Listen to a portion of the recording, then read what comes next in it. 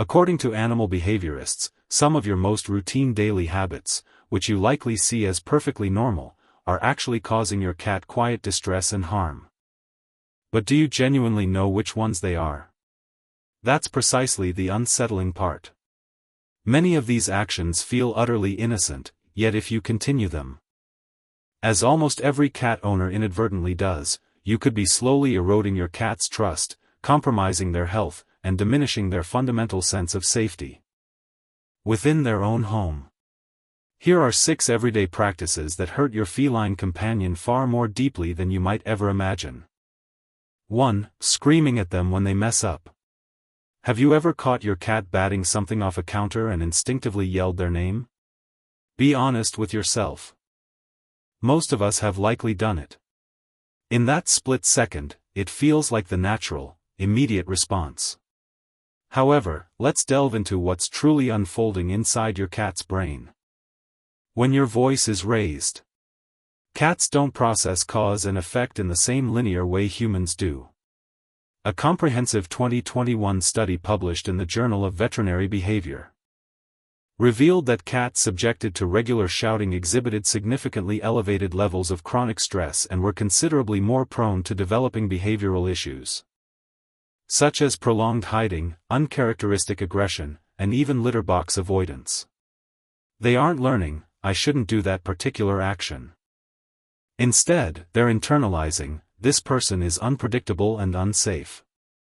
And that, for me, is the heartbreaking revelation, because you're certainly not trying to hurt them.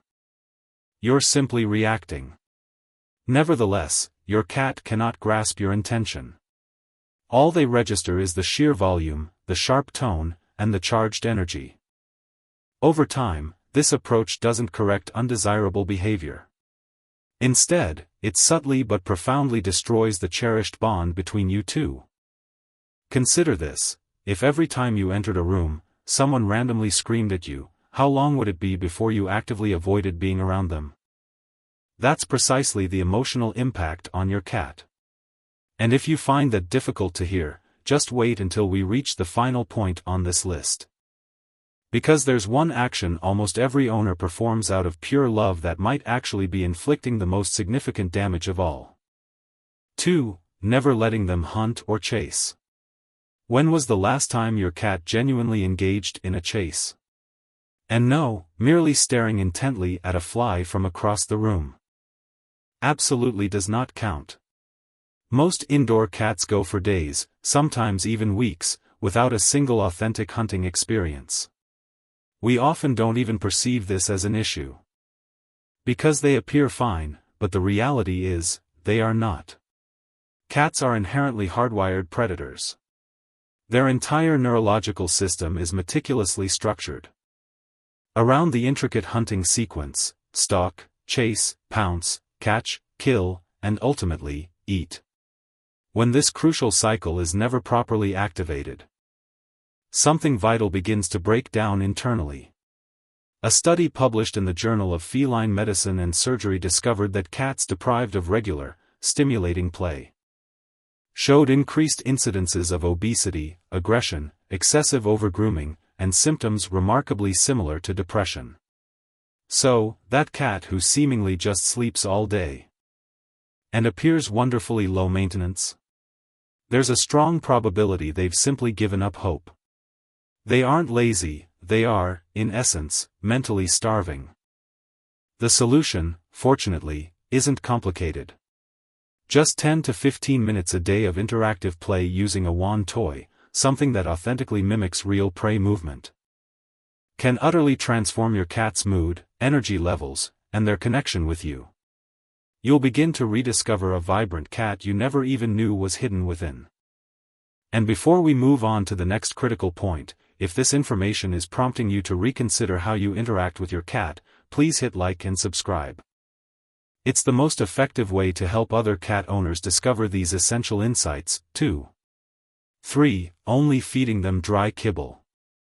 What if the very food you've been providing your cat every single day is, in fact, slowly dehydrating them from the inside out? It might sound dramatic, but regrettably, it's far from it. Here's a crucial piece of information many people are unaware of: cats are, by their very nature, desert animals. Their ancient ancestors evolved to obtain almost all of their necessary hydration directly from the prey they consumed. This means your cat's inherent instinct to actively seek out and drink water on their own is remarkably low. They are simply not physiologically built for it. Consequently, when their entire diet consists solely of dry kibble, which typically contains a mere 10% moisture, they are effectively living in a persistent state of chronic, low-level dehydration, a condition most owners sadly never detect.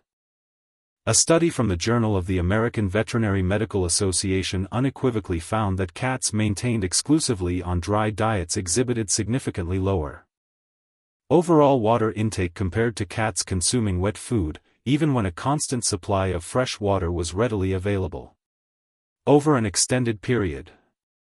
This chronic dehydration exerts severe pressure on their delicate kidneys and urinary tract. It is, disturbingly, one of the foremost contributors to kidney disease in felines, which in turn stands as the #1 cause of death in older cats. And the truly frustrating aspect? It is incredibly easy to prevent. You certainly don't need to discard all your kibble. Even incorporating some wet food into their diet a few times a week makes a monumental difference. You are essentially affording their kidneys a vital fighting chance simply by adjusting just 1 or 2 meals. 4. Petting them in all the wrong spots. Have you ever been affectionately stroking your cat only for them to suddenly, seemingly out of nowhere, bite you, leaving you bewildered and wondering, what on earth did I do? Well, chances are, you inadvertently touched a sensitive, wrong button. Most owners instinctively pet their cats in much the same way they would a dog. Long strokes down the back, robust belly rubs, or grasping near their tail area. While these gestures are often delightful for dogs, cats are wired in a fundamentally different way. Their skin is incredibly rich with nerve endings that can transition from experiencing pleasant sensations to becoming intensely overstimulated in a matter of seconds. This phenomenon is commonly referred to as petting-induced overstimulation, and it remains one of the most widely misunderstood aspects of feline behavior. A study conducted by the University of Lincoln clearly demonstrated that cats exhibited the lowest stress responses when touched gently around their cheeks, at the base of their ears, and beneath their chin. Conversely, when owners concentrated their petting on the belly or the base of the tail, stress hormone levels in the cat spiked almost instantaneously. So, that exposed belly your cat sometimes presents to you? It's not an invitation for a rub. It's, in fact, a profound sign of trust. And when you then proceed to rub it, you are, unwittingly, betraying the very trust they just extended to you. This explains why some cats can appear to be hot and cold. One moment they're draped all over you, the next they're bolting away. It's not random capriciousness. They were attempting to enjoy the moment, and you unintentionally overwhelmed their nervous system without even realizing it. The remedy is straightforward. Stick diligently to the safe zones. Employ slow, gentle strokes around their head and cheeks, allowing them to lean into your touch. And the very moment you observe their tail beginning to flick or their ears flattening, stop immediately. That is their subtle, polite way of communicating. I love you, but that's quite enough for now. Respect this boundary, and you'll notice how much longer they choose to remain by your side. 5. Hiding the litter box in a corner. Where exactly is your cat's litter box situated right now? Please be honest. Is it tucked away out of sight in a dim basement? Crammed behind the washing machine, or perhaps squeezed into some dark, forgotten closet? If so, you could very well be the underlying reason your cat experiences stress every single time they need to relieve themselves. We naturally conceal litter boxes because we wish to avoid seeing or smelling them, which makes perfect sense from a human perspective. However, from your cat's viewpoint, you've just placed their most vulnerable personal space in what they perceive as the scariest Most perilous spot in the entire house. Cats are uniquely both predators and prey. This dual nature means that every single time they use their litter box, they are placing themselves in one of their most exposed and vulnerable positions. They absolutely need to feel as though they can survey their surroundings, detect any approaching threats, and make a swift escape if necessary.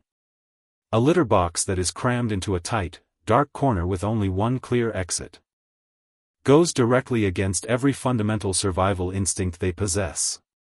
Research published in Applied Animal Behavior Science emphatically found that litter box placement and accessibility were among the leading factors directly linked to elimination problems in cats.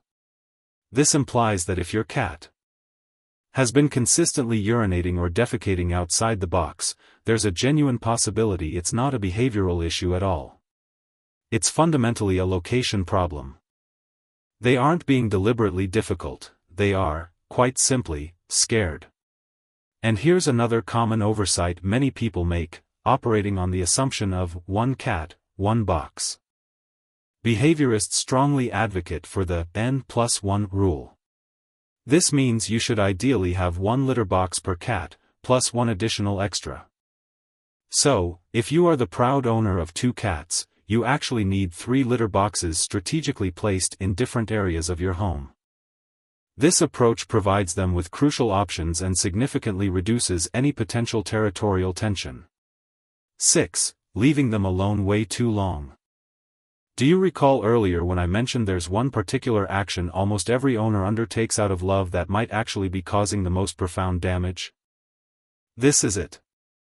There's a pervasive myth that cats simply don't care whether you're gone, that they are inherently independent, entirely self-sufficient, and honestly couldn't be less bothered whether you walk through that door or not. This is one of the biggest falsehoods propagated within pet culture, and it's inflicting suffering upon millions of cats every single day. A compelling 2020 study published in Current Biology unequivocally found that cats form genuine attachment bonds with their human owners, bonds remarkably similar to those dogs and even human infants form with their primary caregivers. When researchers separated cats from their owners and subsequently reunited them, the cats consistently displayed clear signs of either secure or insecure attachment, directly correlating with the quality of their relationship. This is not mere opinion, this is robust scientific evidence. Therefore, when you leave your home for 10 or 12 hours a day and return to a cat that appears perfectly fine, they might not be fine at all. Cats who experience prolonged periods of isolation can develop a range of serious issues including anxiety, clinical depression, compulsive overgrooming, drastic appetite changes, and even recurring litter box problems. They simply suffer in silence because that's fundamentally what cats do. They don't bark frantically at the door, they don't chew your shoes to pieces. Instead, they withdraw.